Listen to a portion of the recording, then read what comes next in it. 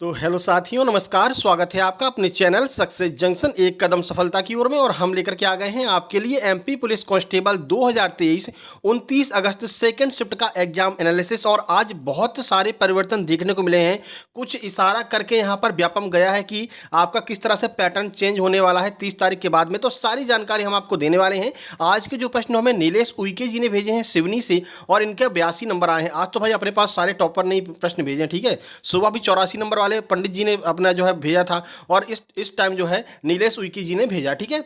तो चलिए वीडियो को शुरुआत करते हैं। वीडियो को लाइक कर दीजिए और चैनल पर पहली बार आए तो सब्सक्राइब करके नोटिफिकेशन बेल जरूर दबा देना। इसके अलावा आपका अगली किसी भी शिफ्ट में एग्जाम है तो कृपया अपने प्रश्नों को 7052547003 इस नंबर पर जरूर से जरूर सेंड करना। और ये नंबर केवल प्रश्नों को सेंड करने के लिए ही है। अगर आपको कोई अन्य जानकारी चाहिए तो आप हमें इंस्टाग्राम पर फॉलो कर सकते हैं। मिस्टर अतुल 800 के नाम से आपको हमारी आईडी मिल जाएगी। यहाँ पर आप अपने कोई भी प्रश्न को हमसे पूछ सकते हैं, ठीक है। तो चलिए भाई शुरुआत करते हैं वीडियो की। आइए देखते हैं एमपी जीके जीएस से क्या पूछा गया है। और वीडियो को शुरू से अंत तक देखना। लास्ट में हम आपको आज के टॉप 5 स्कोर और इस शिफ्ट का कट ऑफ भी बताने वाले हैं, ठीक है। तो चलिए देखते हैं आज का पहला प्रश्न क्या है।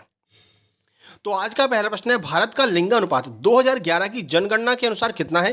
तो भाई सबको पता है, और 943 जो है 2011 की जनगणना के अनुसार भारत का लिंगानुपात है। अब देखिए एक इशारा यहाँ पर व्यापम ने कर दिया है कि हम जनगणना से आगे प्रश्न पूछने वाले हैं, क्योंकि आज 2 प्रश्न जनगणना से पूछे गए हैं। तो आपको भारत की जनगणना और मध्य प्रदेश की जनगणना, ये 2 टॉपिक को अच्छे से पढ़ लेना है। और भी कुछ परिवर्तन आपको मैथ में भी बड़ा परिवर्तन देखने को मिलने वाला है। देखिए तो 943 है, ठीक है। देखिए 1000 पुरुष पर 943 स्त्री भारत में वर्तमान में है। लिंगानुपात 2011 की जनगणना के अनुसार यह पता चला है कि भारत में जनसंख्या अनुपात 2011 में प्रति 1000 पुरुषों पर 943 महिलाएं हैं, ठीक है। इसी को लिंगानुपात कहते हैं कि 1000 पुरुषों पर कितनी महिलाएं हैं, तो वही रेशियो जो है लिंगानुपात कहलाता है। चलिए आगे बढ़ते हैं और देखते हैं अगला प्रश्न। अगला है, विदिशा का उल्लेख सबसे पहले कहां पर किया गया है। यह आपका एमपी जीके का प्रश्न है। तो वाल्मीकि रामायण में विदिशा का सबसे पहले उल्लेख किया गया है, ठीक है। देखिए तो विदिशा का सबसे पहला संदर्भ वाल्मीकि द्वारा रामायण में निहित है। मध्य प्रदेश में विदिशा क्षेत्र का नाम अशोक सम्राट की पत्नी अर्थात विदिशा देवी के नाम पर रखा गया था। विदिशा शहर पश्चिम मध्य प्रदेश राज्य मध्य भारत में स्थित है, ठीक है। यह भोपाल से लगभग 20 मील यानी कि 32 किलोमीटर उत्तर पूर्व में बेतवा नदी के पूर्व में स्थित है। याद रखना, ये विदिशा जो आपका शहर है वो बेतवा नदी के किनारे स्थित है। ये भी आपको याद रखना है, ठीक है भाई। चलिए तो वाल्मीकि रामायण में पहली बार इसका उल्लेख किया गया है विदिशा नगर का। चलिए भाई आगे बढ़ लेते हैं। स्पष्ट दृष्टि की न्यूनतम दूरी कितनी होती है। ये आपका साइंस से प्रश्न पूछा गया। तो 25 सेंटीमीटर जो है वो स्पष्ट दृष्टि की न्यूनतम दूरी होती है। अब ये पूरी जानकारी आपको देते हैं कि न्यूनतम दूरी किसे कहते हैं। देखिए तो वह न्यूनतम दूरी जिससे कोई वस्तु बिना दबाव या तनाव के साफ साफ दिखाई देती है उसे स्पष्ट दृष्टि की न्यूनतम दूरी कहते हैं, ठीक है। समझ गए न्यूनतम दूरी क्या होती है, जहां पर हमको स्पष्ट रूप से दिखाई देता है, ठीक है। स्पष्ट दृष्टि की न्यूनतम दूरी 25 सेंटीमीटर होती है। रेटिना पर छवि बनने के लिए 1 से 16 सेकंड तक का समय लगता है। अगर आप 25 सेंटीमीटर की दूरी पर बैठे हैं तो वो वस्तु आपको रेटिना पर जब आपका प्रतिबिंब बनाएंगी तो उसे 1 से लेकर के 16 सेकंड तक का समय लगेगा। यही आपकी स्पष्ट दृष्टि की न्यूनतम दूरी होती है, ठीक है। चलिए आगे बढ़ते हैं। बोरलॉग सम्मान कौन सी संस्था देती है। बोरलॉग पुरस्कार आज आपसे पूछ लिया है और संस्था का नाम पूछा है। तो कोरोमंडल इंटरनेशनल के द्वारा बोरलॉग सम्मान दिया जाता है। देखिए कृषि के क्षेत्र में दिया जाता है। तो बोरलॉग पुरस्कार कृषि और पर्यावरण के क्षेत्र में उनके शोध और योगदान के लिए उत्कृष्ट भारतीय वैज्ञानिकों को कोरोमंडल इंटरनेशनल के द्वारा प्रदान किए जाने वाला एक पुरस्कार है। यह पुरस्कार 1972 में इसको जो है लॉन्च किया गया था। 1972 में से इसको दिया जा रहा है, ठीक है। इसका नाम नोबेल पुरस्कार विजेता नॉर्मन ई बोरलॉग के नाम पर रखा गया है, ठीक है। ये विश्व में हरित क्रांति के जनक जो है नॉर्मन ई बोरलॉग को माना जाता है। भारत में हरित क्रांति का जनक एमएस स्वामीनाथन को माना जाता है, ठीक है। इसमें आपको मिलता क्या है। तो देखिए इसमें 1 स्वर्ण पदक मिलेगा और 5 लाख रुपए और 1 स्मृति चिन्ह इसमें दिया जाता है बोरलॉग अवार्ड में, ठीक है। चलिए भाई आगे बढ़ लेते हैं। अगला देखिए, परिवार नियोजन को सबसे पहले कौन से देश ने अपनाया था। ऑफिशियली परिवार नियोजन को किसने अपनाया था। तो भारत ने सबसे पहले परिवार नियोजन को ऑफिशियली अपनाया था। देखिए भारत की बड़ी आबादी का आकार न केवल अपने प्रभाव को बल्कि वैश्विक स्वास्थ्य संकेतकों को भी प्रभावित करता है। 1952 में जन्म दर को कम करने और जनसंख्या वृद्धि दर को धीमा करने के लक्ष्य के साथ भारत परिवार नियोजन कार्यक्रम शुरू करने वाला दुनिया का पहला देश बन गया, ठीक है। तो परिवार नियोजन को भारत ने 1952 में शुरू किया था। चलिए भाई आगे बढ़ते हैं और देखते हैं अगला प्रश्न। ब्रह्मपुत्र नदी को तिब्बत में किस नाम से जाना जाता है। तो नदियों के नाम से प्रश्न बन रहे हैं। देखिए नदियों से प्रश्न तो बन रहे थे, अभी तक आपसे पूछ रहा था भाई ये नदी कहाँ से निकलती है, कहाँ को जाती है। अब उनका जो है दूसरा नाम पूछा जा रहा है, ठीक है। तो सांपों के नाम से ब्रह्मपुत्र नदी को तिब्बत में जाना जाता है, ठीक है। अब कमेंट बॉक्स में कमेंट करना है कि गंगा को बांग्लादेश में किस नाम से जानते हैं भाई, ठीक है। पहले ये प्रश्न हम करा चुके हैं आपको। देखिए, तो ब्रह्मपुत्र का नाम तिब्बत में सांपो, अरुणाचल प्रदेश में डीह तथा असम में ब्रह्मपुत्र है। ब्रह्मपुत्र नदी बांग्लादेश की सीमा में जमुना के नाम से दक्षिण में बहती हुई गंगा की मूल शाखा पद्मा के साथ मिलकर बंगाल की खाड़ी में जाकर के मिल जाती है। भाई इसमें आंसर आपको दे दिया हमने। अब ये आपका दिमाग देखते हैं कितना तेज है कि आपको प्रश्न का आंसर मिल गया जो हमने पूछा है कि गंगा को बांग्लादेश में क्या कहते हैं, ठीक है। तो चलिए पूरा आपको बता दिया। बांग्लादेश में इसको क्या कहते हैं, जमुना के नाम से जानते हैं। तिब्बत में क्या कहते हैं, तिब्बत में इसको सांपो कहते हैं। अरुणाचल में डीह कहते हैं और असम में ब्रह्मपुत्र कहते हैं, ठीक है। भारत की सबसे चौड़ी नदी कौन सी है, तो सबसे चौड़ी नदी ब्रह्मपुत्र है। सबसे लंबी नदी कौन सी है, तो सबसे लंबी नदी गंगा है, ठीक है भाई। चलिए आगे बढ़ते हैं और देखते हैं अगला प्रश्न क्या है। चंपारण सत्याग्रह किस सन में हुआ था। थोड़ा थोड़ा अब ये जो है गांधी जी की तरफ शिफ्ट हो रहा है, तो गांधी जी से प्रश्न अब जो है आपके पूछे जाएंगे। देखिए एक मिनट, 1917 में आपका चंपारण सत्याग्रह आंदोलन हुआ था। देखिए, तो महात्मा गांधी के नेतृत्व में बिहार के चंपारण जिले में सन 1917 को एक आंदोलन हुआ। इसे चंपारण सत्याग्रह के नाम से जानते हैं और गांधी जी के नेतृत्व में भारत में किया गया पहला सत्याग्रह। ये प्रश्न पूछा गया कई बार कि गांधी जी ने अपना पहला सत्याग्रह आंदोलन कहाँ पर किया था, तो चंपारण में गांधी जी ने अपना पहला सत्याग्रह आंदोलन किया था, ठीक है। तीन कठिया पद्धति के विरुद्ध नील वाला आंदोलन भी इसी को कहते हैं, ठीक है। जो नील वाले जो आपके किसान थे वो लोग परेशान थे, तो राजकुमार जी के द्वारा जो है, राजकुमार वर्मा के द्वारा जो है इनको ले आया गया यहाँ पर चंपारण में, और फिर इन्होंने जो है तीन कठिया पद्धति के विरोध में ये चंपारण सत्याग्रह किया था, ठीक है भाई। चलिए आगे बढ़ते हैं। बाल गंगाधर तिलक को भारतीय शांति के जनक की उपाधि किसने दी है, तो वैलेंटाइन चिरोल ने बाल गंगाधर तिलक को भारतीय शांति की जनक की जो है उपाधि दी है। तो वैलेंटाइन चिरोल कौन था, एक प्रमुख ब्रिटिश पत्रकार थे। उन्होंने बाल गंगाधर तिलक को भारतीय शांति के जनक की उपाधि दी है, ठीक है भाई। चलिए आगे बढ़ते हैं। अब गांधी जी को जो है आपका नंगा फकीर किसने कहा था, ये प्रश्न पहले पूछा जा चुका है एमपी फिलिस में। तो आपके चर्चिल ने गांधी जी को नंगा फकीर कहा था, ये भी आपको याद रखना है, ठीक है। चलिए 2011 की जनगणना के अनुसार भारत की वर्तमान में साक्षरता दर कितनी है 2011 में, ठीक है। तो 2011 की जनगणना के अनुसार भारत की साक्षरता दर 74.04% है। देखिए जनगणना से फिर से प्रश्न पूछ लिया, तो दो प्रश्न आज आपकी जनगणना से पूछ लिए हैं। यह एक इशारा है कि भाई 30 तारीख के बाद हम जनगणना के प्रश्न भर भर के आपसे पूछने वाले हैं, ठीक है। चलिए, तो 2011 की जनगणना के परिणाम बताते हैं कि देश में साक्षरता दर में वृद्धि हुई है। देश में साक्षरता दर 74.04% अपनी पूरे भारत की साक्षरता है।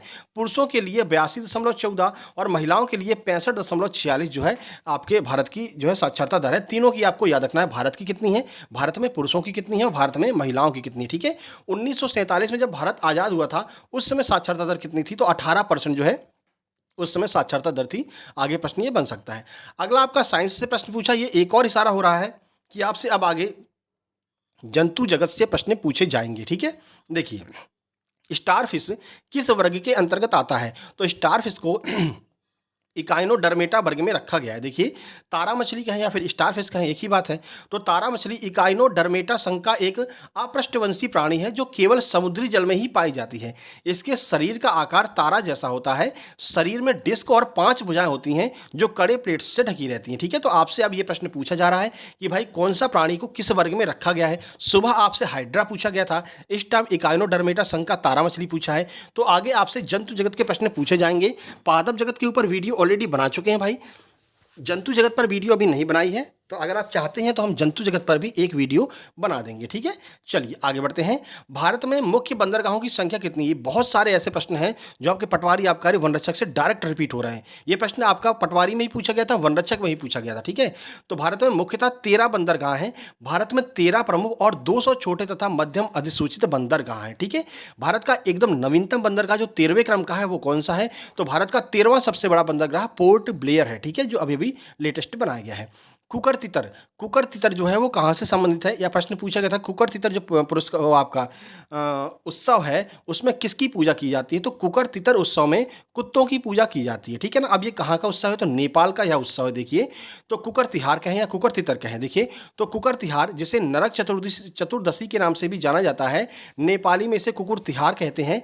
नेपाल से शुरू होने वाला एक वार्षिक हिंदू त्यौहार है जो तिहार त्यौहार के दूसरे दिन अक्टूबर या नवंबर के आसपास इसको मनाया जाता है। था। कब मनाया जाता है? अक्टूबर और नवंबर में, ठीक है। इस दिन लोग मृत्यु के देवता यम को प्रसन्न करने के लिए कुत्तों की पूजा करते हैं, क्योंकि उन्हें उनका दूत माना, यानी कुत्तों को यम का दूत माना जाता है, तो यम की पूजा करते हैं और साथ में कुत्तों की पूजा करते हैं। कुत्तों को तिलक से सजाया जाता है और उनके गले में फूलों की माला पहनाई जाती है, ठीक है। तो अभी तक तो आपसे भाई भारत के त्यौहार वगैरह पूछ रहे थे, अब लगता है भारत के त्यौहार तो खत्म हो गए हैं, तो एमपी के पूछ लेते। नहीं, एमपी के नहीं पूछेंगे, पूरे विश्व के पूछेंगे। तो नेपाल का त्यौहार पूछ लिया आपसे, ठीक है। तो आगे भाई पता नहीं क्या होने वाला है, ये तो आपका ईएसबी जाने। फिलहाल में ये त्यौहार जो है नेपाल का है। कहते हैं ना लोग कि कुत्तों के भी दिन आते हैं, तो भाई कुत्तों के भी दिन जो है नेपाल में आते हैं, जब कुकुर तिहार नामक त्यौहार मनाया जाता है, ठीक है। चलिए आगे बढ़ते हैं। अगला है 1994 में संयुक्त राष्ट्र संघ के किस अंग को समाप्त कर दिया गया था? तो महत्वपूर्ण प्रश्न है आपका, देखिए। तो न्यास परिषद जो 1994 में हुआ करती थी, उसको जो है 1994 में समाप्त कर दिया गया था। देखिए पलाऊ में एक समझौता हुआ आपका। तो पलाऊ में सुरक्षा परिषद के द्वारा न्यास समझौता समाप्त किए जाने के पश्चात 1 नवंबर 1994 को न्यास परिषद ने अपने कार्य से औपचारिक रूप से निलंबित कर दिया। यानी कि पलाऊ में एक समझौता हुआ जिसमें यह कहा गया कि जो न्यास परिषद है, यूएन की जो न्यास परिषद है, उसको समाप्त कर देना चाहिए। तो इसी समझौते के फलस्वरूप 1 नवंबर 1994 को न्यास परिषद को समाप्त कर दिया गया, जो यूनाइटेड नेशन की एक पार्ट हुआ करता था, ठीक है। चलिए अब चलते हैं सीधे मैथ की ओर। तो मैथ के कुछ प्रश्न हमें मिल गए हैं और कुछ टॉपिक मिल गए हैं और कुछ परिवर्तन आज मैथ में देखने को मिला है, जो ये आपको जो है एक तरह से इशारा कर रहा है कि आगे क्या सिस्टम बनने वाला है। देखिए, चक्रवृद्धि ब्याज की दर से कोई धन 2 वर्षों में 8 गुना हो जाता है, तो कितने वर्षों में वह धन 32 गुना हो जाएगा, ठीक है। तो 2 की घात 5 कर देंगे, 8 5 40, सीधे 40 आपका आंसर निकल करके आ जाएगा, ठीक है। चलिए आगे बढ़ते हैं। देखिए, 52 ताश के पत्तों को अच्छी तरह से फेंटा जाता है, 2 काले पत्ते निकलने की प्रायिकता बताइए। ये आपसे प्रायिकता वाला प्रश्न एक पूछा गया था, ठीक है। उसके बाद में बता दिया भाई, प्रायिकता से एक प्रश्न पूछा गया था। हाँ, नया जो आपका ऐड हुआ है वो है आपका ट्रिग्नोमेट्री। तो ट्रिग्नोमेट्री का आज एक क्वेश्चन देखने को मिला, हालांकि सिंपल ही क्वेश्चन था, लेकिन एक क्वेश्चन मिला है। तो क्या ये इशारा है कि भाई आगे ट्रिग्नोमेट्री आपके एग्जाम में देखने को मिल सकती है, लेकिन कठिन नहीं पूछेंगे। अगर ट्रिग्नोमेट्री पूछेंगे भी तो कठिन नहीं पूछेंगे, ठीक है ना। तो थोड़ा बहुत आप देख करके जाइएगा, जो बेसिक सूत्र होते हैं वो आप देख करके जा सकते हैं। बाकी 1 तारीख को सही पता चलेगा कि भाई ये जो इशारा हो रहा है वो सही है या गलत है। कल तो आपकी छुट्टी है, 31 को सही पता चलेगा। कल आपकी छुट्टी है, कल हम आपके लिए एक मतलब 2-3 स्पेशल क्लास लेकर के आने वाले हैं। कौन सी स्पेशल क्लास चाहिए आप कमेंट बॉक्स में कमेंट कर देना। फिलहाल हम आपको अभी बता दें, 12 तारीख से लेकर के अब तक जितने भी आपके साइंस के प्रश्न आए हैं उनको हम एक साथ में कवर कर लेंगे एक वीडियो में। 12 तारीख से लेकर के अब तक जीके जीएस एमपी जीके के जितने प्रश्न आए हैं 12 से अब तक, जीके जीएस और एमपी जीके के जितने प्रश्न आए हैं उनको हम एक वीडियो में कवर कर लेंगे, ठीक है। उससे आपका एक पूरा रिवीजन हो जाएगा, क्योंकि आप देख भी रहे हैं कि बहुत सारे प्रश्न डायरेक्ट टू डायरेक्ट वही रिपीट होकर के आ रहे हैं, ठीक है। मतलब रिवीजन सा हो रहा है, ठीक है ना। नदियों के प्रश्न दोबारा आने लगे, तो कौन कौन सी नदियों से ज़्यादातर प्रश्न पूछे गए हैं, तो वहाँ से आपका भाई एक्स्ट्रा जो आपके, जैसे आप मान लीजिए अभी आपके 70 नंबर आ रहे हैं, तो वो वीडियो देखने के बाद में आप 70 से उठ करके सीधे 80-81 तक पहुँच जाएंगे, क्योंकि जो रिपीट हो रहे हैं प्रश्न ना, वो आपको जो है आपके सामने आ जाएंगे, तो आप एक बेहतरीन तरीके से अपना देख करके जा सकते हैं, ठीक है। चलिए बाकी भाई, आज ट्रेन से 2 प्रश्न पूछा, टाइम डिस्टेंस से 3 प्रश्न, एक प्रश्न आपका समांतर रेखा से भी पूछा गया, ये भी आपका एक नया टॉपिक है। 2 प्रश्न अलजेब्रा के करणीय घातांक से 1 प्रश्न, एलसीएम एचसीएफ से 3 प्रश्न पूछे गए हैं, परसेंटेज से 4 से 5 प्रश्न पूछे जा रहे हैं, सीआई से मात्र 1 प्रश्न ही आपका कंपाउंड इंटरेस्ट का पूछा गया है। अभी 2-3 दिन से सीआई नहीं आ रहा था, अब फिर से सीआई आ गया भाई, ठीक है। सीआई चाय पीने चला गया था, चाय पी करके वापस आ गया है। उसके बाद में सिंपल इंटरेस्ट एसआई से 3 प्रश्न आज पूछे गए हैं, ठीक है ना। ये भर भर के आ रहा है भाई, ये नहीं छोड़ रहा पीछा, ठीक है ना। टाइम एंड वर्क, ये भी एक इशारा हो सकता है, आज इसके 1 से 2 प्रश्न टाइम एंड वर्क के पूछे हैं। ये एक ऐसा जो है आपका टॉपिक है जो अभी तक नहीं पूछा गया है, तो हो सकता है 30 तारीख के बाद इसके प्रश्न आपसे पूछे जाएं।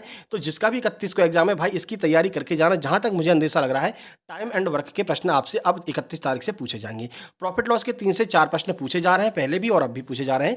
2 से 3 प्रश्न आपके सिंपलीफिकेशन के आ रहे हैं, और सिंपलीफिकेशन में आपसे कैलकुलेशन, अच्छे लेवल की कैलकुलेशन करवा रहा है। तो भाई कैलकुलेशन के लिए हमने अपने चैनल सक्सेस जंक्शन लाइव में 2 ऐप्स डाल दिए हैं, तो उन दोनों ऐप्स को जाकर के डाउनलोड कर लेना। सक्सेस जंक्शन लाइव जो चैनल है टेलीग्राम, उसकी लिंक डिस्क्रिप्शन बॉक्स में दी गई, उसको आप ज्वाइन कर लेना, ठीक है। उसके बाद मिक्सचर से आज प्रश्न आए हैं भर के, 3 प्रश्न मिक्सचर के आए हैं, 2 प्रश्न आयु के, 2 प्रश्न मेंसुरेशन से, 1 प्रश्न आपका एवरेज से, और 2 से 3 प्रश्न आज रेशियो से देखने को मिले हैं, ठीक है। चलिए रीजनिंग की बात करें तो रीजनिंग में कैलेंडर के 2 से 3 प्रश्न आज पूछे गए हैं, कैलेंडर के। घड़ी से 2 प्रश्न पूछे गए, जिनमें एक आपका एंगल पूछा था और एक आपका मिरर इमेज पूछा था। निहित आकृति, ये भी नया जो है आपका टॉपिक ऐड हुआ है, जो आपकी एम्बेडेड फिगर होता है ना कि इस आकृति को पहचानिए कि ये आकृति इसमें निहित है या नहीं है। उसके 2 से 3 प्रश्न आज पूछे गए हैं, ठीक है? इसकी प्रैक्टिस करके जाना। अगली आकृति के 2 प्रश्न पूछे गए कि अगली आकृति कौन-सी, ये तो पहले भी पूछे जा रहे थे, लेकिन निहित आकृति एम्बेडेड फिगर जो है पहली बार आया, ठीक है? एनालॉजी के 3 प्रश्न, कोडिंग डिकोडिंग के, यही 2-3 प्रश्न कोडिंग डिकोडिंग के कम कर दिए हैं और आपका निहित आकृति को एम्बेडेड फिगर को ऐड कर दिया, ठीक है? उसके बाद में एक प्रश्न आपका डाइस का है। इनइक्वालिटी के प्रश्न नहीं आए भाई, चलेगा इनइक्वालिटी के प्रश्न, ठीक है? आए थे कुछ दिन तक, घूम फिर कर निकल गए। शब्दों का क्रम संयोजन 2 प्रश्न आए हैं। मैथमेटिकल ऑपरेशन के 2 प्रश्न आए हैं। सिटिंग अरेंजमेंट का कोई प्रश्न नहीं है। डायरेक्शन के 2 प्रश्न देखने को मिले हैं। आइदर और नाइदर नॉर से एक भी प्रश्न नहीं पूछा गया है। डायरेक्शन के 2 प्रश्न हैं। मिसिंग लेटर के 3 प्रश्न पूछे गए हैं। इसकी आप प्रैक्टिस करके जाना, इसके ऊपर वीडियो भी बना चुके हैं। रैंकिंग के 2 प्रश्न हैं। वाटर और मिरर इमेज के कोई प्रश्न नहीं पूछा गया है आज आपका, ठीक है? उसके बाद में आगे बढ़ते हैं। एक प्रश्न आपका वर्ग काउंटिंग से है, ठीक है? वर्ग काउंटिंग के 3 प्रश्न, एक वर्ग था, एक त्रिभुज था, एक आयत था, ठीक है? नंबर सीरीज के 2 से 3 प्रश्न हैं और इसकी आप प्रैक्टिस करके जाना, क्योंकि इसमें आपका जो है पॉइंट में जो होता है ना 1.5 गुना, 3 गुना, 3.5 गुना, 4.5 गुना, ऐसे वाले प्रश्न यहाँ पर आ रहे हैं, ठीक है? अल्फाबेट सीरीज के भी 3 प्रश्न आए हैं। वेन डायग्राम के प्रश्न बढ़ रहे हैं। ये प्रश्न आगे आपको ज़्यादा देखने को मिलेंगे। वेन डायग्राम वाले, कुछ कुत्ते बिल्ली हैं, कुछ बिल्ली कुत्ते हैं, शेर चीता है, भालू है, ये वाले जो है वो आपको देखने को मिलेंगे। कथन और कार्यवाही से कल भी प्रश्न आया था स्कूल वाला, और आज भी कथन और कार्यवाही के 2 प्रश्न देखने को मिले हैं, ठीक है? चलिए ओवरऑल की बात कर लें भाई, तो जीके जीएस से कुल मिलाकर के 25 प्रश्न आज पूछे हैं। 11 आपके साइंस से पूछे हैं। मैथ के 30 प्रश्न पूछे हैं और रीजनिंग के 35 प्रश्न पूछे हैं। इस तरह से पूरा सिस्टम आपका लगभग 100 नंबर का बन गया भाई, लगभग, ठीक है? चलिए अब आगे बढ़ लेते हैं और टॉप 5 स्कोर की बात कर लेते हैं। देखिए उसके बाद में कुछ आपको बताने वाले हैं, ठीक है? तो टॉप 5 स्कोर की बात कीजिए। 81 नंबर, उससे पहले 82 नंबर जो उइके जी के हैं, जो ऊपर जिसका हमने बताया है, नीलेश उइके जी के 82 नंबर, फिर 81, फिर 79, फिर 78, फिर 75, 72, 71। ये आज के आपके टॉप 5 स्कोर हैं। कट ऑफ की बात करते हैं तो पेपर सामान्य था, ज़्यादा कठिन नहीं था। कट ऑफ आपका इसका भी आपका जो है 72 से लेकर के 74 या फिर 75 नंबर तक जिसके भी नंबर आ रहे हैं, वो अपने फिजिकल की बेहतरीन तरीके से तैयारी में अभी से लग जाइए, ठीक है? सर फिजिकल की कितना टाइम मिलेगा? तो भाई अब आपका फिजिकल जो है वो चुनाव के बाद ही होगा, तो लगभग 3 महीने का समय अभी भी आपके पास में है। आज से लग जाइए, धीरे धीरे शुरू कीजिए, एकदम से जोर नहीं देना है। बाकी फिजिकल के ऊपर हम वीडियो बनाएंगे, उसके लिए परेशान मत होइए। बाकायदा फिजिकल एकेडमी में जाकर के आपको दिखाएंगे और बनाएंगे वीडियो की कैसे आपको तैयारी करनी है। अभी जिसका आगे एग्जाम रह गया, आधा पड़ाव पार हो चुका है, लगभग आपका 15 दिन का एग्जाम समाप्त हो चुका है। 15 ही दिन का अभी और बचा हुआ है, तो चलिए बता दें। देखिए सजेशन आपके लिए, जनगणना को अच्छे से पढ़ लीजिए, यहाँ से प्रश्न आगे आएगा। जनगणना एमपी की और भारत की दोनों पढ़ लेना, ठीक है? अल्फाबेट अच्छे से याद कर लो, वर्ल्ड हिस्ट्री की देख लो, पादप जगत देख लो, और अगर कल हमें समय मिलेगा तो जंतु जगत की वीडियो बना देंगे। आप लोग चाहते हो जंतु जगत की वीडियो बनाएं, क्योंकि 2 से 3 प्रश्न पूछे जा रहे हैं और ये प्रश्न 30 तारीख के बाद ज़्यादा पूछे जाएंगे, ठीक है? तो इसकी वीडियो हम बना देंगे, कमेंट बॉक्स में अगर आप कमेंट कर देंगे तो। काउंटिंग फिगर को भाई पढ़ के जाना, ये आगे भी आएगा। उसके बाद इकोनॉमिक्स भी देख जाना, करंट अफेयर भी थोड़ा सा आपको देख करके जाना है, ठीक है? बाकी कल हम 3 वीडियो लेकर के आने वाले हैं, जिसमें एक आपका जंतु जगत हो जाएगा, लेकिन जंतु जगत तब होगा जब आप कमेंट बॉक्स में कमेंट करेंगे हाँ सर जंतु जगत की वीडियो लाओ। नहीं तो ऐसा होता भाई हम वीडियो ला देते हैं, लोग देखते नहीं है, ठीक है? आज सुबह हमने मध्य प्रदेश के व्यक्तित्व की वीडियो डाली है। किसने देखा भाई? जिसने नहीं देखा है, मध्य प्रदेश के व्यक्तित्व की वीडियो देख करके जाना, क्योंकि वहाँ से प्रश्न बन रहे हैं। उसके बाद में ये हमारा स्टडी मटेरियल का चैनल है, सक्सेस जंक्शन लाइव। यहीं पर आपको वो दोनों ऐप्स देखने को मिल जाएंगे, साथ ही साथ में कैलकुलेशन वाले जो ऐप्स हम बता रहे हैं, साथ ही साथ में यहाँ पर आपको पटवारी, आबकारी, वनरक्षक, तीनों के पेपर एक साथ में देखने को मिल जाएंगे, तो आपकी वो भी प्रैक्टिस हो जाएगी। इसको आप ज्वाइन कर लेना, दोनों की लिंक डिस्क्रिप्शन बॉक्स में दी गई है। और किरण की काफ़ी सारी किताबें और राकेश यादव सर की किताबें, ये सारी किताबें भी आपको यहाँ पर फ्री ऑफ कॉस्ट मिल जाएंगी PDF फॉर्म में। इसको आप करके भाई डाउनलोड कर लेना, PDF फॉर्म में मिल जाएंगी, ठीक है? बाकी वीडियो पसंद आ गई तो लाइक कर दीजिए, शेयर कर दीजिए अपने सभी मित्रों के पास में जिनका आगे एग्जाम है, और चैनल पर पहली बार आए हैं तो सब्सक्राइब करके नोटिफिकेशन बेल जरूर दबा लेना। तो कल जो हम 3 वीडियो लेकर के आने वाले हैं, उसमें एक वीडियो एक्स्ट्रा लेकर के आएंगे, जिसमें हम आपको बताएंगे कि 30 के बाद में जिसका भी एग्जाम है, अब उन्हें आगे क्या तैयारी करना है और क्या पढ़ना है, क्या छोड़ना है, ठीक है? तो मिलते हैं कल सुबह, लगभग आपका 7:30 8 के आसपास पहली वीडियो आ जाएगी। उसके बाद में बाकी की 2 वीडियो और आएंगी, ठीक है? तो मिलते हैं कल सुबह। अभी भाई वीडियो को लाइक नहीं किया तो लाइक कर देना, और कल सुबह आपको सारी जानकारी हम आपको देने वाले हैं। और नीलेश उइके जी को एक बार फिर से धन्यवाद, इन्होंने काफ़ी सारे क्वेश्चन हमारे पास में भेज दिए थे, ठीक है? आप भी अपने प्रश्नों को इस नंबर पर सेंड कर सकते हैं भाई, एग्जाम के तुरंत बाद इस नंबर पर अपने प्रश्नों को सेंड कर दीजिएगा। तो ठीक है, फिर मिलते हैं कल सुबह, तब तक के लिए नमस्कार, धन्यवाद।